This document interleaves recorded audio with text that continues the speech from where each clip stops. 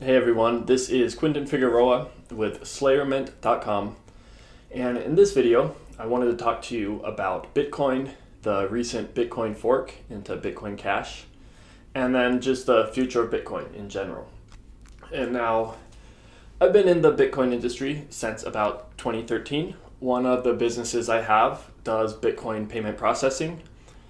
We process Bitcoin, Ethereum, Litecoin, as well as some other altcoins. So I have a little bit of an understanding of how kind of this stuff works, and I've been doing it for a while. So I just wanted to kind of share my insights on it and talk about kind of what's going on with Bitcoin and what we might expect in the future. Okay, so an important part to talk about, I think, with Bitcoin first is that Bitcoin, so right now you have the entire cryptocurrency space, which consists of Bitcoin as well as like 1,000 other alternative coins that are similar to Bitcoin in a way, in the sense that they have a blockchain. A blockchain being like a database where you store new transactions that happen, and they continue to add to the previous block, and that's kind of how this type of thing works. So right now the market cap for Bitcoin, the whole entire cryptocurrency industry actually is about 100 billion or so, give or take. So you have $100 billion in this cryptocurrency space. Bitcoin is the most popular cryptocurrency. It was the original. It's still the most popular. It's most widely used. There's 50 billion roughly in Bitcoin. So half of the entire cryptocurrency space is Bitcoin. And then the rest of that goes into all the other coins. All right. So we have to first just recognize kind of how big this industry is and how much weight Bitcoin currently has in it. And it may stay this way in the future, it may not, but since the beginning, Bitcoin's always been on top. But with different altcoins, they've come and gone. So you've seen some like originally you had Litecoin, you had Peercoin, you had Namecoin, kind of other coins like this. Some of them stayed, like we still have Litecoin, it's still doing pretty well, but Namecoin and Peercoin, those have fallen off. We've had stuff like Dashcoin and Monero, they've kind of started to climb recently, and then of course you have Ethereum and Ripple, which are some of the bigger ones still. So you have coins that come and go, kind of depending, and that's kind of the space that we're dealing with here. Now, an important thing to think about is the blockchain, because the way I view it, and I think the way a lot of Bitcoin people that are kind of hardcore into it, like I've been really hardcore into Bitcoin, and I think a lot of Bitcoin people are that way, is that it's not necessarily about the brand of Bitcoin, and it's not about the technology as much, or at least the technology is about the blockchain. And it's not just like the database aspect or the technical aspect of the blockchain that matters. The part that matters, and the part that most people get excited about when it comes to this whole cryptocurrency space, is the decentralized aspect of the blockchain.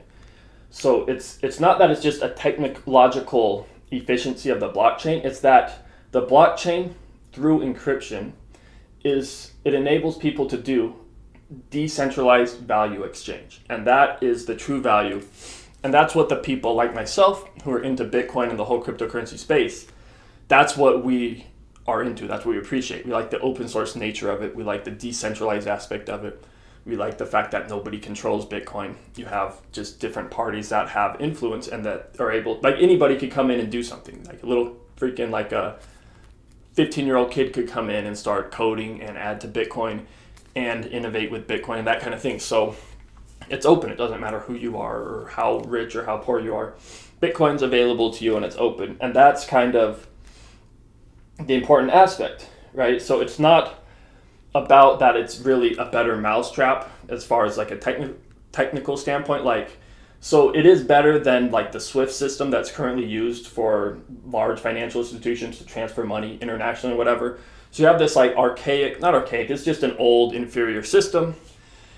And the blockchain is a better technology, but that's not necessarily the true power of it. And people throw around the word blockchain all the time. And I think it's somewhat important to kind of qualify it that we're talking about an open, decentralized blockchain, not a private blockchain that JP Morgan or Citibank or one of these groups might use, because that's not the important part. And if that's what you're focusing on, you're missing the whole value of Bitcoin, and you're missing what's going to be the value in the future.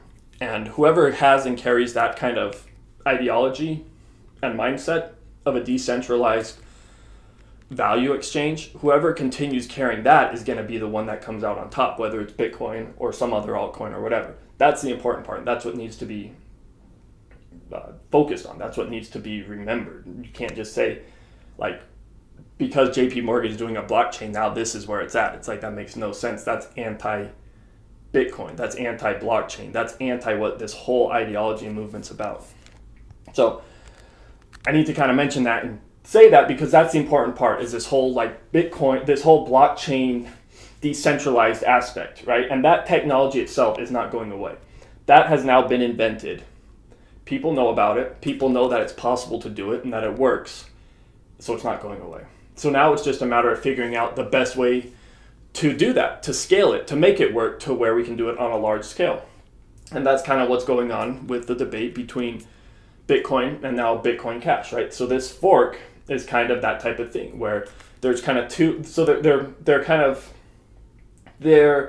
disagreeing on a few minor details. So they're saying, okay, let's both go our separate ways and see which one works out the best, right? And that's totally fine. So yeah, people are trying to figure it out. And cryptocurrencies, they come and go, just like websites come and go, right? So when the internet first came along, you had, sites like pets.com that put tons of money into it and thought it was going to work out well. They ended up being too soon. They were too early. People weren't buying stuff online, so they went bankrupt. We had a huge .com bust where you had lots of capital going into this industry and lots of experiments happening and tests, and ultimately we saw how it kind of worked out. And now 15, 20 years later, we're a lot further along with the internet. We use it in a lot different way than we did back then. And this is the same thing that's going on right now in the crypto space. We're kind of in the early stages of the internet insofar as like the cryptocurrency space is concerned. So we're dealing with kind of figuring out, how do we use this new technology? How do we use this blockchain? And in that happening, you have other large institutions like the banks that are like, okay, well, how can we use this in our controlled system? And that's fine, but that is, like I was saying, that's not what Bitcoin's about. It's not about an entity controlling it and saying, like, we have a monopoly on the way this blockchain technology works. That won't work. People aren't going to get behind it. You can use it internally, and it might save you as a company a little bit of money. It might be better for your bottom line. It's a better technology, but it's not going to be something the vast majority of people throughout the world get behind, because they're not stupid and they kind of get it. Like, I don't want to help build your company. It's not open. That's like somebody trying to control the internet. People aren't going to get behind that and be like, oh, cool, JP Morgan Chase controls the internet. Great, let's use their version of the internet. That's not going to happen. People like the decentralized aspect. So that's the value. That's the cornerstone of Bitcoin, that aspect, right? Now, in line with this, the technical aspects of Bitcoin then is not necessarily everything. So Bitcoin isn't, so there are things other altcoins do. And when I say altcoin, I'm talking about just like another coin like Litecoin or Ethereum or Ripple. There's different cryptocurrencies out there that people use. Bitcoin's not the only one, obviously. So these other altcoins offer technical aspects that are somewhat different than Bitcoin, and some could argue that they're better than Bitcoin. And so people, like, that's what's been going on the last 8 years. You have people coming up with ways to do what Bitcoin does better than Bitcoin. And the thing is, most of these altcoins so far have been like very, very similar to Bitcoin. Like, when it first started, most of the altcoins that came out were just a copy of Bitcoin with like a few variable changes. Like Litecoin is like 99.9% the exact same as Bitcoin, except the way the algorithm works for mining it, and then the confirmation time, and like one other thing. It's very, very similar to Bitcoin. So Litecoin isn't that much different, and a lot of these other coins aren't that much different.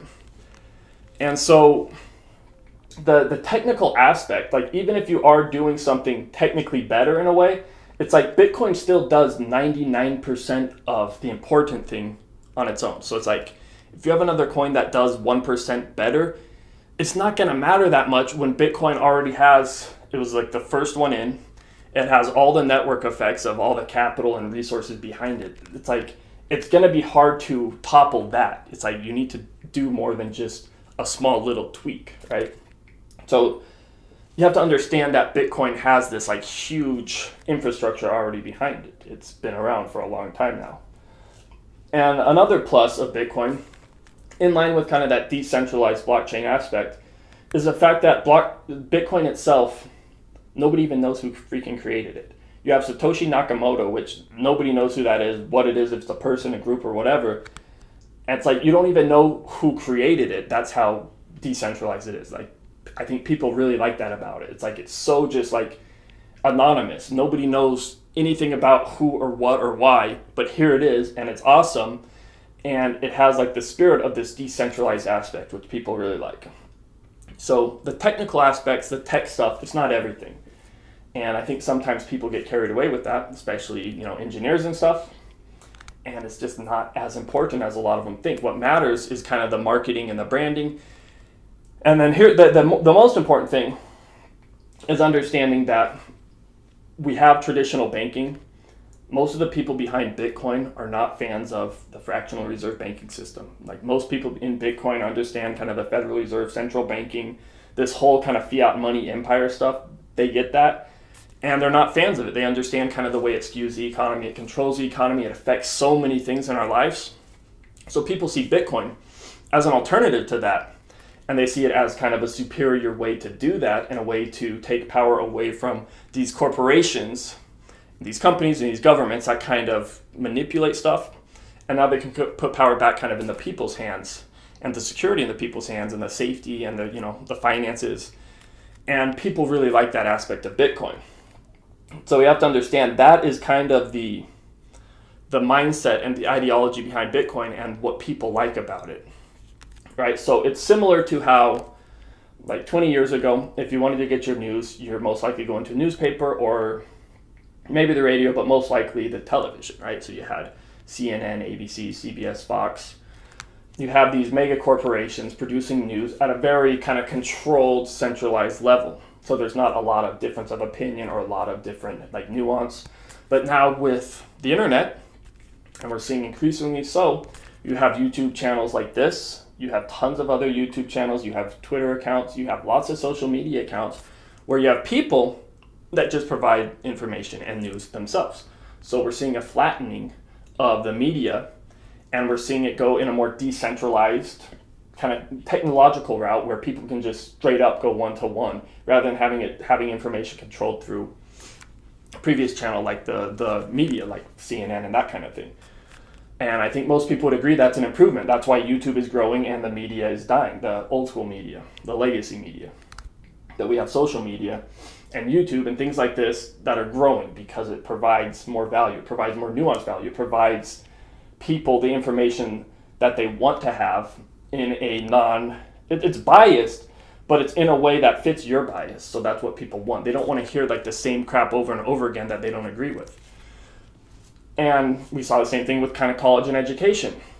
Education now, people used to go to college to get a degree. Now you just go to freaking Google or YouTube. You spend a freaking year or two there and you can understand like almost any topic pretty well. So why go to school when you can just freaking go to Google or YouTube for free? And that's what people are doing. That's what I did. That's how I learned. I just freaking learned everything I need to know about computer programming and finance and business. I just go to Google, search it. You can figure out anything. There's information on any topic. Why do you freaking go to school? Makes no sense.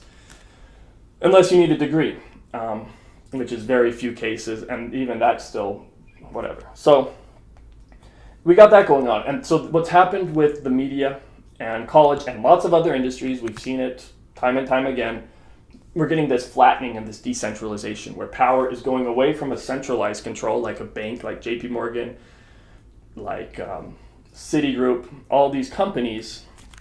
Information is being now diffused into more private hands, just like me. Like I'm now a bank. If I have Bitcoin, I'm my own bank. I don't need them anymore. I can do transactions myself. If I need to send money to Japan, I don't need to wait 4 days for it to clear through their system. I don't need to pay like a $35 fee. I can just send it with Bitcoin. It hits their freaking wallet immediately. takes like 10 minutes to get a confirmation, and they have their money. That's it. It's done. We don't have to do any exchange. We don't have to deal with that BS. It's just super simple. It's easy. It's a superior technology, and this is just the beginning of it. We haven't even dialed in where this is headed. So we're seeing this decentralized aspect, and that's important to understand, because if we're looking at kind of the future of what's going to happen with Bitcoin, we need to kind of understand like what's going on and what this all means and what it's all about, right? So what happens is you have this fork, right, between Bitcoin and Bitcoin Cash and just altcoins in general. People kind of have different technical views on how they want to do this, which is great. That's fine. You want competition. You want people to try everything. But the focus should remain, and people need to realize, I think most people do, is that the focus isn't to outcompete other cryptocurrencies, right? It's like the important thing to compete against is the fiat currency empire. To go and see kind of like JP Morgan Chase and these banks, these central banks, the Federal Reserve, see like what they're doing and say like, we can do this better with cryptocurrency. And yeah, we don't have it like 100% right. I'm not saying that they do, obviously, but cryptocurrency doesn't have it all right. But what they currently have is vastly superior than what the banking institutions do. So it's like, why not just kind of push that and focus on creating a better product than the fiat, which is kind of the main competitor, rather than focusing on other cryptocurrencies. It's like, you don't need to outdo cryptocurrencies. You're all on the same team. It's these freaking fiat guys that you're trying to outdo, that are doing something inferior. And you're now kind of the better technology. They got the horse and buggy, and they're telling people cars are bad. You got the freaking automobile car. It's far superior. Let's, instead of focus on whether it should have 4 wheels or 5 wheels or 3 wheels or a steering wheel or whatever, let's just start freaking focusing on moving that car forward and replacing the horse and buggy. So that's kind of what's going on with that, and I needed to share that. Now, that's why Bitcoin is still popular. Even though it has flaws, it's like it still has most people behind it. It still is. The technical stuff doesn't matter that much, even though people like to kind of get into it. And regardless, even so, something like Litecoin, if that were to become more popular, it's going to face the same challenges that Bitcoin is facing right now. So anything that gets big, it's going to have kind of more political issues, and it's going to take longer time to kind of agree on things and figure out the direction. You see this with large companies like Google, Coca-Cola, whatever. It takes more time to do things. And it's not good or bad, it just kind of is what it is. But what it does is it does open up opportunities for smaller competitors to be more nimble and to do things quicker and to kind of like hit the market quicker with like a new kind of opportunity or new way of doing things. And that happens. But it's like, this isn't like a Bitcoin only type of thing when it has to like fork itself and figure out what to do, because any system, any cryptocurrency that gets big enough is going to face the exact same challenges. And it could be argued in a lot of ways that it might be even worse because it's more centrally controlled rather than as decentralized as something like Bitcoin. So like anybody's going to face this kind of crap as you grow and scale. This is growing problems, growing like scalability problems. This is what businesses go through. So yeah. Now we need to talk about kind of the unique value of coins. So like I was talking about earlier, we had a lot of coins that came around when Bitcoin first came out. So like after Bitcoin started to catch some traction around like 2010, 2011, you started to have coins like Namecoin, Litecoin, Purecoin, freaking anything. You had Ron Paul coin, all these different coins that are coming out that are basically copycats. And this is normal. This is what you're going to see in any kind of new important industry, is you're going to have copycats. I always come back to the website. I don't know if you were around 8 years ago or something.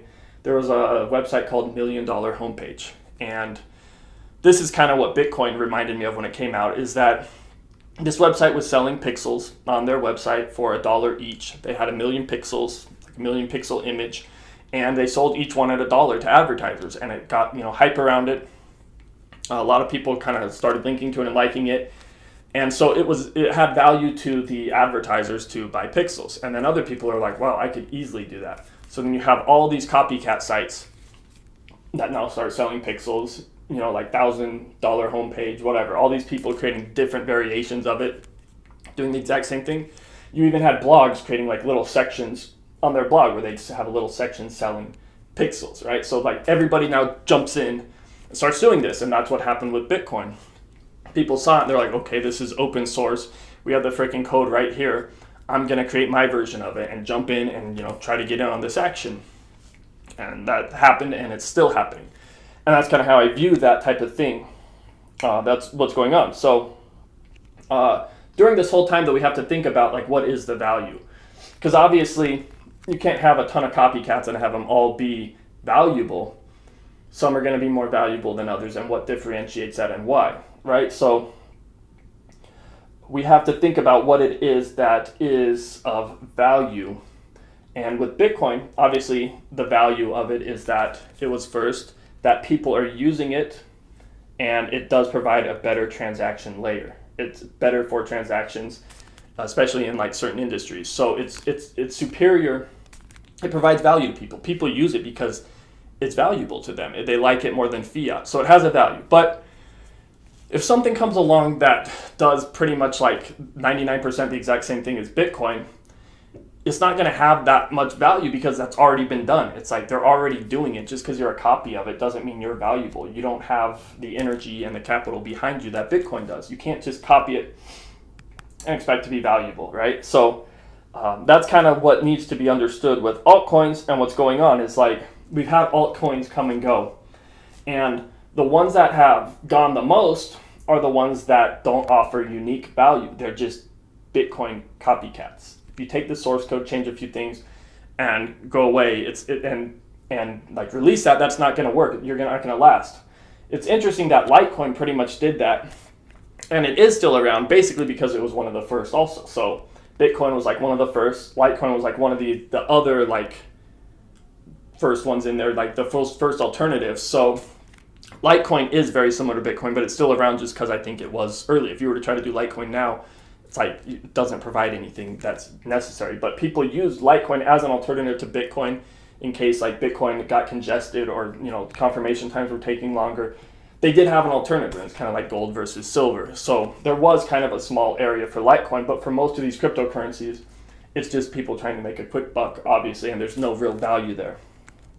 And now, if you look at the top 3 cryptocurrencies, so you have like $100 billion market cap in the industry. Bitcoin's like 50% of that, 50 billion or so. Now you have the number 2 and the number 3, which are Ethereum is number 2, Ripple is number 3. And now these cryptocurrencies, they're number 2 and number 3 because they're unique, right? They're not like Bitcoin copycats. They're copycats in the sense that they have a blockchain and they use that kind of like basic idea.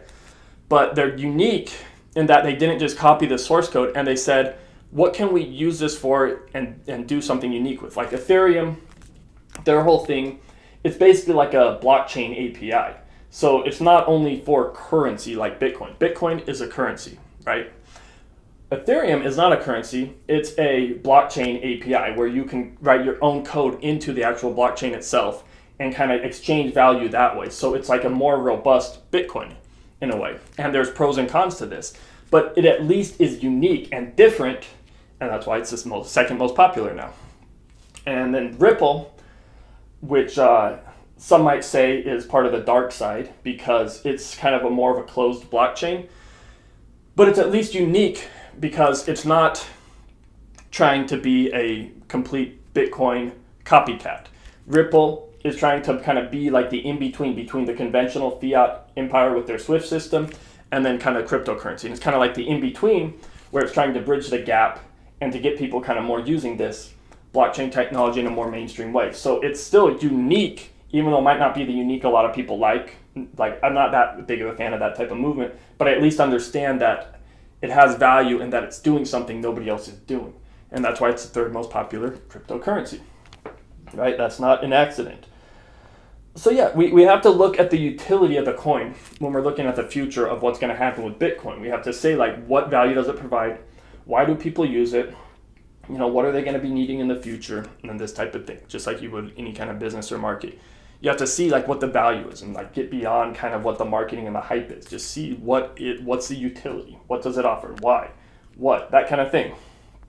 And yeah, Another thing to think about with Bitcoin is that it might be a shock saying this, but it's the safest cryptocurrency, right? And we all know Bitcoin's price has had a large history of going up and down, like a roller coaster, and it still does that. But despite all this, relative to the other cryptocurrencies, the other altcoins out there, Bitcoin is the most secure. It's the safest. It's the most stable. And that's why a lot of people call it crypto gold. It's basically gold for digital currency. It's safe. You can kind of throw your money there, and you at least are pretty sure it's not going to go to zero the next day. Where if you throw a lot of money in a new coin that just came out, it might go to zero the next day, and now you've pretty much lost everything. So Bitcoin is like gold. It's safe. You know gold's not going to zero. You know gold's going to be around. It has utility. It has a proven track record. And as far as cryptocurrencies are concerned, Bitcoin has the best proven track record. And that's why people use it as a savings. And what that does is it makes it so it's kind of harder, or it's less likely for people to leave Bitcoin. They're kind of more loyal to it now, the same way people are loyal to gold. It's like I've had my money in here for a while. It's not going down. Really, obviously it keeps going up, the price of Bitcoin. So it's like, why would somebody want to use another cryptocurrency for that store of value when Bitcoin has the best track record, when Bitcoin is the most secure? It's going to take a lot more than some 1% technical difference for people to change where they store a majority of their funds, right? So people might be into the cryptocurrency space, they might be trading, they might be doing all this stuff, different projects with them all. But at the end of the day, most people keep their money in Bitcoin because that's their savings account, that's their goal, that's their safety. They don't keep it in these other coins that they're messing with. They're messing with them, but they're not actually using it for the utility of the security and the savings. And that's what Bitcoin has. And that's another reason why it's so kind of important and established, and why it's going to be hard for people to leave it, right? So you have to keep that in mind. So with all that said, let's now kind of dive into Bitcoin Cash and this recent fork that happened. Because when we're looking at Bitcoin Cash, I think, at least from my perspective, I'm obviously not an expert. I'm just giving you kind of my take on it. But I'm not new to this. I've been looking at this kind of stuff for 4 or 5 years, so I kind of have a little bit of an understanding, something to say. But Bitcoin Cash, so the way that worked is Bitcoin Cash was a fork from Bitcoin, right? So it's not much different than when you had Litecoin come around. It's like you have the source code of Bitcoin, you have kind of this protocol on how it works, and then people are like, okay, we want to take it in this direction, and we're gonna, for Litecoin, they're like, okay, we're gonna do this, we're gonna call it Litecoin and go this direction. It's very similar with the way it happened with Bitcoin Cash. They're like, okay, we want to have a little bit different block size on the way we do transactions, that kind of stuff. We're going to go this route. We think this will be better in the future for Bitcoin. Totally cool, totally legitimate, makes sense, fine. Okay, so what happens though is all this previous stuff I've been talking about that Bitcoin has behind it, like the network effects, the 8 years of time, the branding, all this stuff, this just human capital behind it, and the programmers and the ideology behind it, that stuff doesn't go away instantly. You can't just get rid of that, right? And so when you have this other fork happening, which is essentially an altcoin, because it depends how you define it, but it's taking Bitcoin in a slightly different direction. It's it's almost everything the same except a few parts. But it's hard to now take away from what Bitcoin still is. It's like, that's not going to destroy Bitcoin. That's just going to be like a new altcoin going in a different direction, and people determine whether or not they want to support that. But the interesting part about this, which I'm not sure if it's been seen before or not, but never to this scale. So as I was saying, Bitcoin, roughly $50 billion market cap. Because of the way this fork works, anybody who had Bitcoin before the August 1st fork, when it splits into two different ways, all the Bitcoins that you had previous to August 1st are still duplicated onto this new forked Bitcoin Cash network.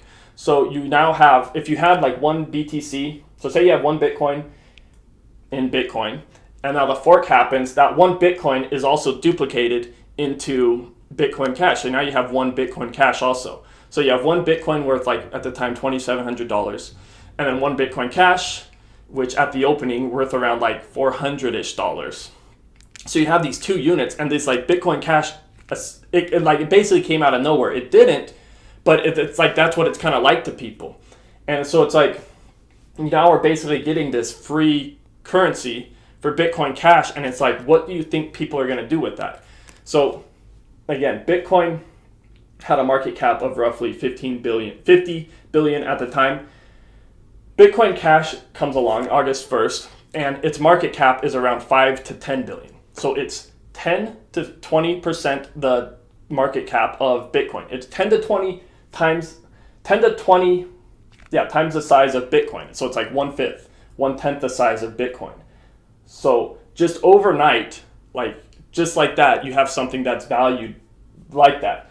To me, that seems a little fishy. It seems a little weird. It's like Bitcoin has spent 8 years slowly going from $0 to $2,700, now $3,200.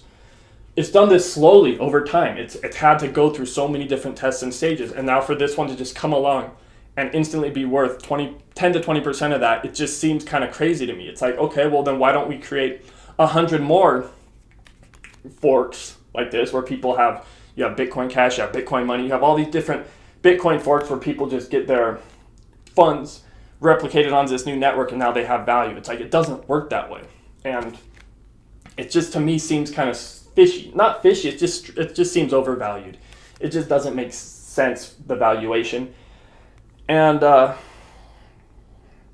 that's something that I don't know if people realize kind of is going on. You have to kind of see what the market caps are and what the prices are, and like, why are they that much? Why is that going on like that? So if you look at other altcoins like Ethereum or Ripple, they don't start out at freaking $400 a coin. They start out at 0 and they work their way up, right? So Ethereum started at 0 and it had to work its way up. Ripple started at 0, Litecoin started at 0, Bitcoin started at 0. They all start at 0 and work their way up. And I'm not saying that has to be the way it's done, but if it's not done that way, you have to have a really strong justification for why the price is at 400 or why it is doing that, right? So, and whether or not it should stay there. And for something to be 10 to 20% of Bitcoin overnight just seems totally unjustified to me. And I think to a lot of people also. Now,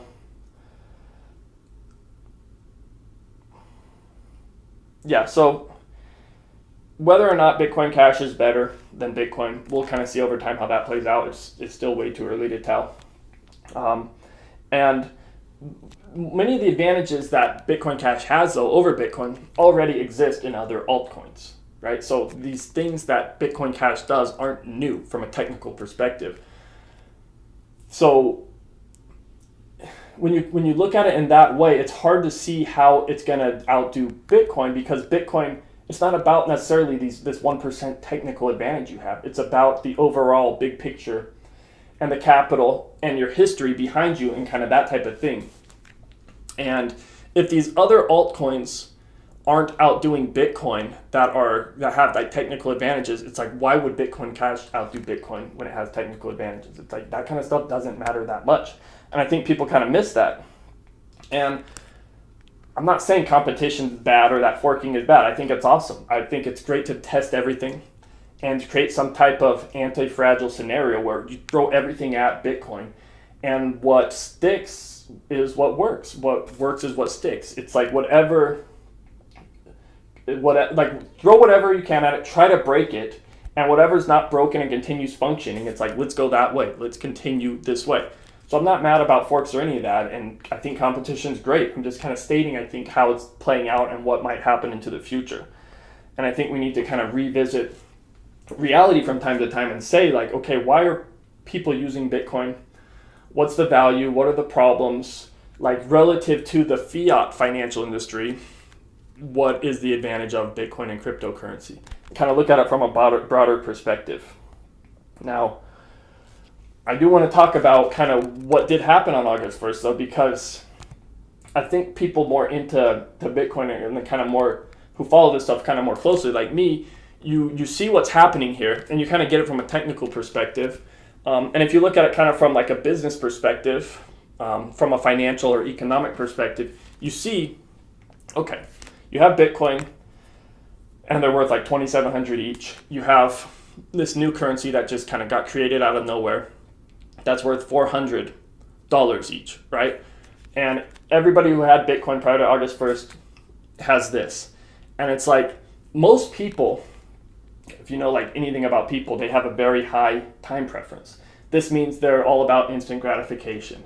So if people can have like $10 now or $11 a year from now, they want the $10 now, right? They don't care about the interest or the savings or that kind of stuff. They want it now. People want it freaking now. That's why everyone's in debt. That's why that's why so many people are poor.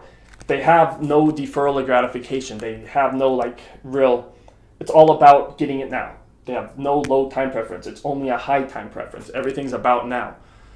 And I think a lot of people know this type of thing or see this in people. So when you set up a scenario where people they're sitting now on like a lot of money with this new Bitcoin Cash, and they can exchange it for Bitcoin, and Bitcoin has traditionally been secure, and they already have their funds in Bitcoin. It's like, so if you had to ask yourself, should I keep my funds in Bitcoin or Bitcoin Cash? Like if you had to go all or nothing one way or the other after the split, most people, the vast majority of people are going to keep it in Bitcoin. It's like that because it's been around so long, it's safe, it has that history. They know this other one's more volatile. So people are going to say, okay, I can make money now. It's safe, pretty safe to keep it in Bitcoin. It's a much safer bet than this one. People are just going to freaking dump all their BCC, their BCH, BCC, Bcash, that's kind of the different names for it. People are all going to dump their Bitcoin Cash into Bitcoin. And that's what a lot of like Bitcoin people did. Like people that are kind of into this stuff, they just dumped all their Bitcoin and they quickly realized like a 10 to 20% profit on their Bitcoin.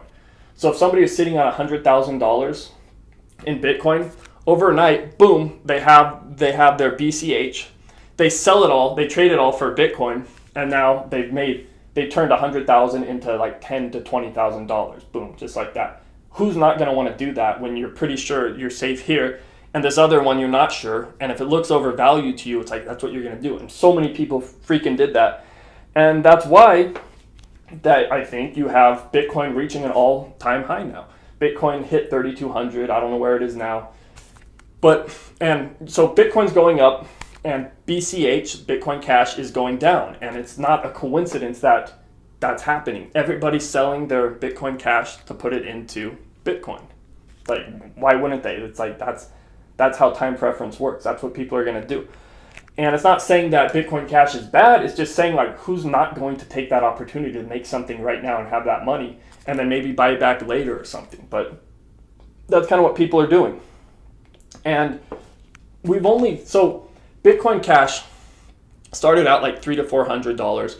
It hit like $600, $700 or so, and now it's back down to about $200, right? So it had kind of a spike, and now it started to go down where people are just selling off and that kind of thing.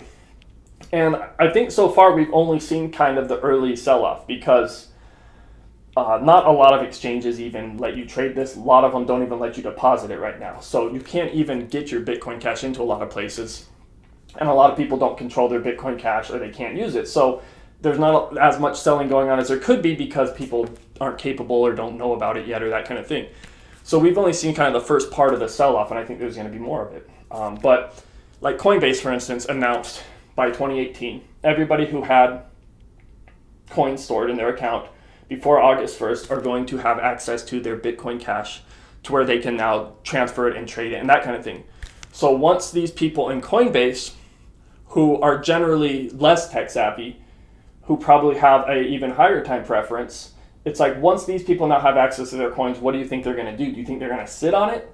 Or do you think they're going to sell it? It's like they're going to sell it. They're going to get rid of it also. They're going to make that money as quick as they can. Even if the price at that time is like $100 or even $10, it's like, it's still better than nothing. It's like, it's free money. It's like, why are they not going to do it? And they will. That's just how people are going to be. And it's kind of an unfortunate part for Bitcoin Cash because it kind of has to take this like downright a little bit while people do that. And it might be a great thing in the future, but it's going to have to kind of take a dive and then kind of work its way up slowly from there, and we'll kind of see what happens. But that's kind of the nature of that. So yeah, now as far as Bitcoin and the future of it, I think the future, as we're seeing by like an all-time high the last day, it's like it has a bright future.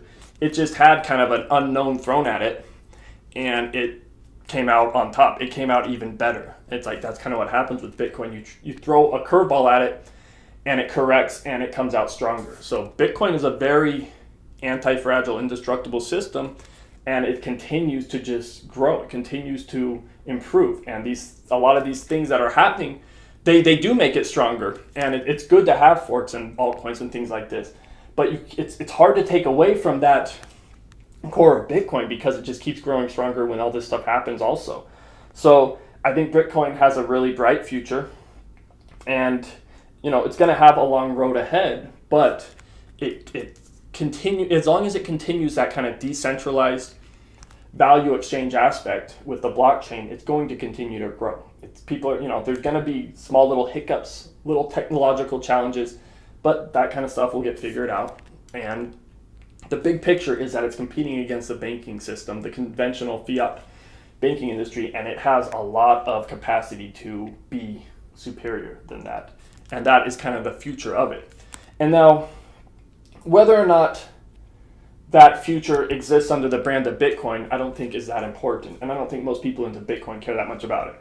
Because when most people say the word Bitcoin, at least people that are into Bitcoin, they really mean like a decentralized blockchain. They don't care as much about the Bitcoin brand as they do the decentralized blockchain, whether that's with Bitcoin or not.